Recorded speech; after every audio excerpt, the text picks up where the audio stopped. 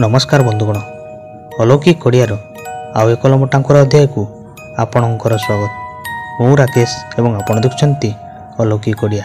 आजिर कहानी आरंभ करने पूर्व आपण को विशेष अनुरोध, जदि ए जाए आपण आम चैनल को सब्सक्राइब करना तेबे एबे ही आम चैनल को सब्सक्राइब करी घंटी चिन्ह को ऑल कर दिंतु। सर्वप्रथम यही भूतगप और रहस्यमय वीडियो देखिया पाई। तो आउ डेरी न करी चलतु आरंभ करवा आजिर कहानी। तो आजिर यही कहानी आम सहित शेयर करछंती राजू दास। तो सर्वप्रथम राजू भाई को आम सहित यही कहानी शेयर करने पर धन्यवाद। तांको कहिबा अनुसार यही घटनाटी आज को प्राय 25 वर्ष तलर, जेतेबेले मु 14 वर्षर होइतिली एवं गाँव रे रहुतिली। एबेर आमर गाँ और से समयर गाँ भितर बहुत फरक। सेतेबेले आम गाँ गोटे पूरा रूराल गाँ थिला। आबड़ा खाबड़ा रास्ता थिला एवं से समय बिजुलीर कहवाकू गले देखा दर्शन ही नथिला। रास्ता मानकरे स्ट्रीट लाइट तो दूरर कथा। तो एहीपरि भावरे बहुत असुविधार सम्मुखीन आमको हेबाकू पड़ुथिला। सेतेबेले मु नवम श्रेणी रे पढ़ुथाए। आमे से समय राति समय ट्यूशन जाऊ, जहाँकि आम घर ठारू एई को 20-25 मिनिट बाट हेबो। ट्यूशन को जीवाई आमे साइकेल व्यवहार करूँ। मोर भी गोटे साइकेल थिला। सही साइकेल रे ट्यूशन हो कि स्कूल मु सबुआड़े जाए। दिनकर घटना, से दिन आम ट्यूशन को मु यूनिट टेस्ट एग्जाम देवाई जाइथिली। एग्जाम थिला, तेणु से दिन घर को फेरिबा बेलकू लेट हेबो एही कथा मु आम घरे कहि देइतिली। मो सह मते मिसाई आहुरी 7 जण सांग थिलु। आमे सबु सांग होई साइकेल रे जाऊ। जेहेतु आमे राति समय रे जाऊ, से समय रे तो रास्ता रे बिजुलीर सुविधा नथिला, तेणु आमे साइकेल रे जीवा समय रे जदि केही सांग पछरे रही जाए तेबे आमे साइकेल बेल को बजाऊ, जहा फल रे से जानि परिबो कि हाँ आमे एठारे अछु। तो आमे समस्ते सेठारे रहू एवं एकाठी आसू।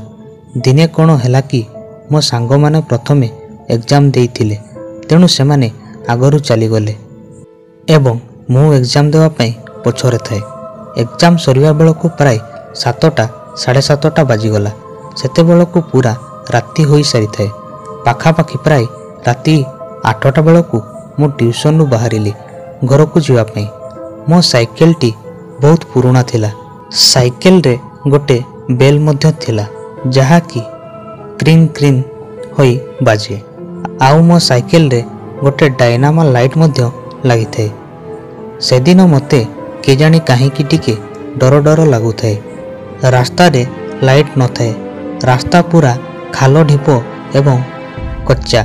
रास्तार पाखापाखी कौनसी भी घर नथिला। सारंको घर ठारू तापरे जो घर पड़े ताहा प्राय 10 मिनिट गला परे पड़ी थाए। मु धीरे धीरे साइकेल रो पेडल मारी जाउथाए। किछि बाट गला परे मते साइकेल रो बेल शब्द सुना गला। प्रथमत तो मते लागिला कि एईटा मोर भ्रम बोधे, तेणु मु टिके स्लो होई गली। किंतु मु साइकेल चलाउथाए। पुणी आउ टिके आगो को गला परे मते साइकेल रो घंटी सुना गला। एथरो भाबिली कि बोधे मो सांग केही पछरे रही जाइछि। बोधे मो पई से अपेक्षा करिथिला, काहे कि ना साइकेल रो बेल आमर सिग्नल रो काम देउतिला कि केही पछरे अछि। एबे मते टिके टिके भलो लागिबाकू लागिला, कारण मते एबे आउ एकुटिया जीवाकू पड़िबो नहीं, काहे कि ना मो पछरे भी केही जणे अछि। राति रे जह्न आलो अल्प अल्प पड़िथे, तेणु मते आखपाख झापसा झापसा देखा जाउथे। तेणु मु आगरे गोटे गछ पाखरे जाई ठिया होई गली कि जिए भी पछरु आसुथिबे मते आसी एठारे पाइबे। एबे मु जेतेबेले सेठारे ठिया होइथे, सेही घंटी शब्दटी जहाँ मो पछरु आसुथे, सेही क्रिंग क्रिंग शब्दटी धीरे धीरे मो पाखकू आसिला एवं मते पास करिगला एवं आगकू बढ़ी चलीगला। मते बिल्कुल जना पड़िला नाही कि मो सह कौन घटिगला, कारण सेठारे मु काहाकू भी जीवार देखि पारि नथिली।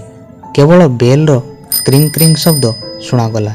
एपरी सबु भयंकर अनुभव रे मु सेठारे छिड़ा होई ରହିଥାଏ ଏବଂ ଜାଣିପାରୁନଥାଏ କି ମୋ ସହ କ'ଣ ଘଟୁଛି।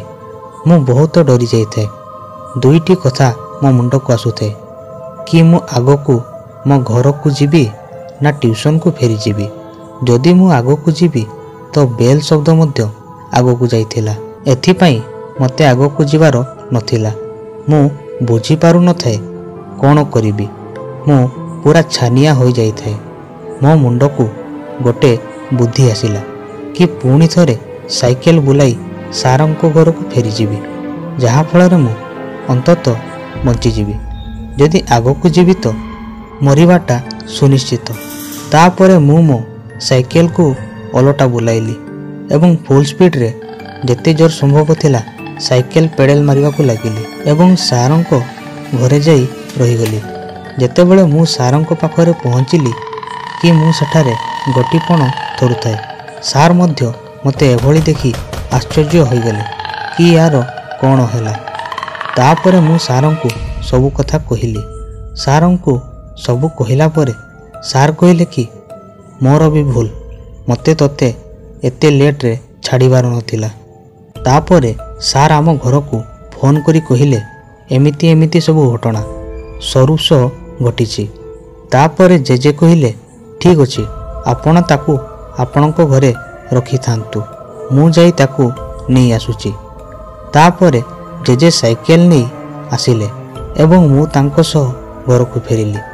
କିନ୍ତୁ ମୁଁ ବାଟରେ ଗଲାବେଳେ ଡରି ଡରି ଆଗକୁ ଯାଉଥାଏ। ଘରେ ପହଞ୍ଚିବା ପରେ ଜେଜେଙ୍କୁ ମୁଁ ଗୋଟି ଗୋଟି କରି କଥା କହିଥିଲି, କିନ୍ତୁ କ'ଣ ପାଇଁ କେଜାଣି ଜେଜେ ମୋତେ ସେ ବିଷୟରେ କିଛି ବି କହିଲେ ନାହିଁ। ତେଣୁ କିଛି ଦିନ ପରେ ମୁଁ ଆଉ ସନ୍ଧ୍ୟାରେ ଟ୍ୟୁସନ୍ ନ ଯାଇ କେବଳ ସକାଳେ ହିଁ ଟ୍ୟୁସନ୍ ଗଲି।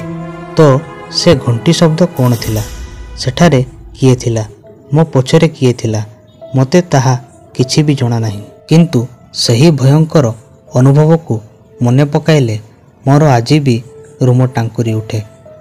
ତ ବନ୍ଧୁମାନେ, ଇଏ ତ ଥିଲା ରାଜୁ ଭାଇଙ୍କ କାହାଣୀ। ତ ଆଜିର ଭିଡ଼ିଓ ଆପଣଙ୍କୁ କେମିତି ଲାଗିଲା ଆମକୁ ନିଶ୍ଚୟ କମେଣ୍ଟରେ ଜଣାନ୍ତୁ। ଭିଡ଼ିଓକୁ ଲାଇକ୍ ଏବଂ ସେୟାର କରିଦିଅନ୍ତୁ। ଆଉ ଯଦି ଆପଣଙ୍କଠାରେ କୌଣସି କାହାଣୀ ଅଛି ଆମକୁ ପଠାନ୍ତୁ। ତ ଆଜି ତ ସମୟ ହୋଇଯାଇଛି, ପୁଣି ଦେଖା ହେବ ଆଉ ଏକ ଲମ୍ବ ଟାଙ୍କୁରା କାହାଣୀ ସହ। ସେ ଯାଏ ବିଦାୟ ଦିଅନ୍ତୁ। ଧନ୍ୟବାଦ। ଜୟ ଜଗନ୍ନାଥ।